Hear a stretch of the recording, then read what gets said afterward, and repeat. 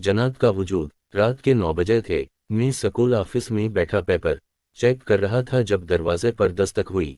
मैंने पेपर्स एक तरफ रखे और दरवाजे की तरफ बढ़ा। दरवाज़ा खोला तो सामने एक अजनबी था।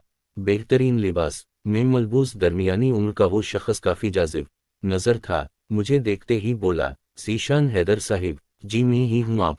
मुझे इस बात पर हैरत न थी कि वो मेरा नाम जानता था, क्योंकि इस छोटे कस्बे के अक्सर लोग स्कूल के तमाम असातिज़ा को जानते थे। हैरत ये थी कि इस वक्त मुझसे क्या काम पड़ेगी।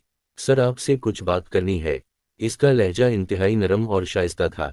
जी अंदर तशरीफ लाइए। अंदर पहुंचकर वो मेरे सामने वाली कुर्सी पर बैठ गया। सर मेरी बेटी को ट्यूशन पढ़ा देंगे? इसने फौरन मकसद की बात की। जी किस क्लास के और कौन से सब्जेक्ट्स पढ़ने हैं? मैंने पूछा। सेकेंड ईयर बायो और केमिस्ट्री। इन दिनों हाथ कुछ तंग था, इसलिए ये मौका गनमीद जाना और फौरन हामी भर ली। ताहम मैं अपने उसूलों पर कंप्रोमाइज नहीं कर सकता था। जी बिल्कुल पढ़ा दूंगा, लेकिन मेरी कुछ शराइत हैं। जी बोलिए कौन सी शराइत? इसने उसी शाइस्ता लहजे में पूछा। मैं किसी खास वक्त के लिए पाबंद नहीं हूँगा। पहले 3 दिन डेमो के होंगे। अगर आपकी बेटी मुतमईन हो जाती है तो फीस की बात बाद में करेंगे। चलें जैसे आपको मुनासिब लगे। कल फिर मैं उसी वक्त आपको लेने आऊँगा। ये कहकर वो उठ खड़ा हो। मैं दरवाजे तक इसके साथ गया। दरवाज़ा पार करते ही इसने मुड़कर देखा और गोया हुआ, और इस वक्त तकलीफ देने पर मज़रत। दरअसल मैं दिन भर अपने कारोबार में मसरूफ़ होता हूँ, उसीलिए आपको वक्त भी 9 बजे के बाद का देना होगा। कोई मसला नहीं जनाब। मैं मुस्कुराया। दूसरी रात उसी वक्त पर वो शख्स पहुँच गया। इसकी कीमती गाड़ी मुख्तलिफ गलियों और सड़कों से होती हुई आबादी से निस्बतन दूर एक शानदार बंगले के सामने जा खड़ी हुई। वो मुझे बैठक में बैठा कर खुद अंदर चला गया। बैठक में इंतहाई कीमती फर्नीचर, कालीन और डेकोरेशन पेश रखे थे।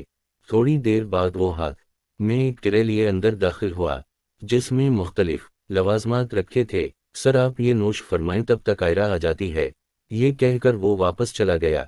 10-15 मिनट्स बाद वो लड़की अंदर दाखिल हुई। अस्सलामु अलैकुम सर, इसने सामने वाले सोफे पर बैठते हुए कहा। जी वालेकुम अस्सलाम बेटा, मैंने जवाब दिया। कैसे हैं आप सर? मैं बिल्कुल ठीक, और आप? सरसरी से तारुफ के बाद मैंने इसे पढ़ाना शुरू किया। वो इंतहाई ज़हीन मालूम होती थी, हर बात को फ़ौरन से पहले बात कर रही थी। मैं दिल ही दिल में खुश हुआ कि सर ज़्यादा खपाना नहीं पड़ेगा। तकरीबन आधे घंटे बाद ही दोनों मज़ामीन के सेलेक्टो टापकस कर लिए। सर बस सेलेक्टो टापकस ही हैं। मेरे ख्याल में ज़्यादा से ज़्यादा 10 दिन ही लगेंगे। इसकी बात पर मैं कदरे मायूस हुआ। मैं तो समझा था कि 5-6 माह का ट्यूशन है। खैर जी बिल्कुल, आप कल तक जो टापकस आज पढ़े वो तैयार कर लेना। ठीक है सर। दूसरी रात इसने वो तमाम टापकस अच्छी तरह तैयार किए हुए थे। मैं हैरान था कि इस कदर ज़हीन स्टूडेंट को ट्यूशन की ज़रूरत कैसे पड़ गई। इस रात पढ़ लेने के बाद आयरा ने झिझकते हुए कहा, सर आपसे एक बात पूछूं?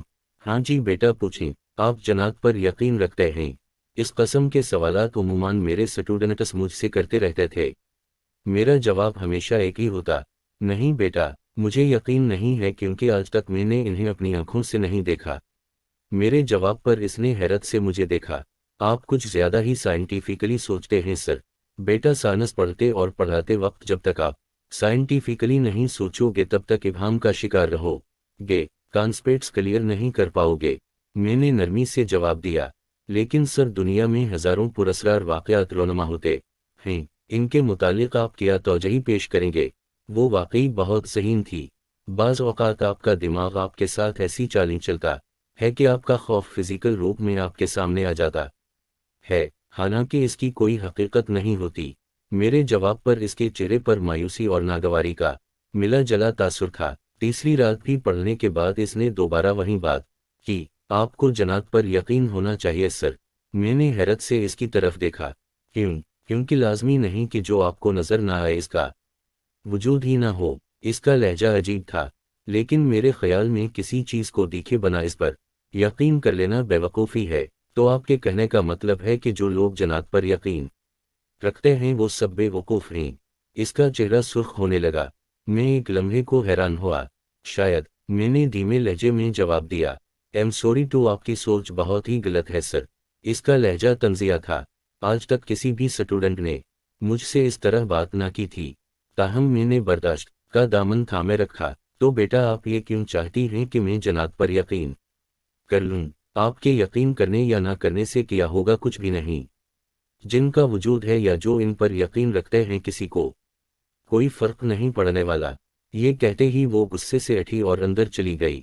میں حیران پریشان اسے جاتا دیکھتا رہا، پھر آہستہ آہستہ اس کا لہجہ بدلنے لگا۔ وہ بضد تھی کہ میں جنات کے وجود پر یقین رکھوں، جبکہ میں ایسا نہیں کر سکتا تھا۔ آخری رات جب اس کے تمام ٹاپکس ختم ہو گئے تو وہ بولی، اگر کبھی جنات نظر آ گئے تب تو یقین کریں گے نا؟ ہاں ہاں ہاں بیٹا، جس چیز کا وجود ہی نہ ہو وہ نظر کیسے آئے گی؟ میں ہنسا۔ یہ کیا آپ نے چیز لگا رکھی ہے سر؟ جنات کوئی چیز نہیں، مخلوق ہیں آپ کی طرح۔ اس کی آنکھیں ایک دم سرخ ہونے لگیں۔ مجھے ایک لمحے کو ایک عجیب سا خوف محسوس ہوا۔ اچھا چھوڑیں اس بات کو، آپ کے ٹاپکس مکمل ہو گئے؟ امید ہے اپنی خواہش کے مطابق میڈیکل میں داخلہ مل جائے گا آپ کو۔ میں نے بات بدلنے کی کوشش کی، اور امید ہے آپ کو جنات پر یقین آ جائے گا۔ اس نے طنز کیا، نہیں مجھے تو نہیں آئے گا یقین۔ میں نے اپنے تئیں مذاق کیا، عجیب گھمنڈی انسان ہیں آپ، یقین نہیں کرنا تو نہ کریں، لیکن یوں خدا کی مخلوق کا مذاق تو نہ رہیں۔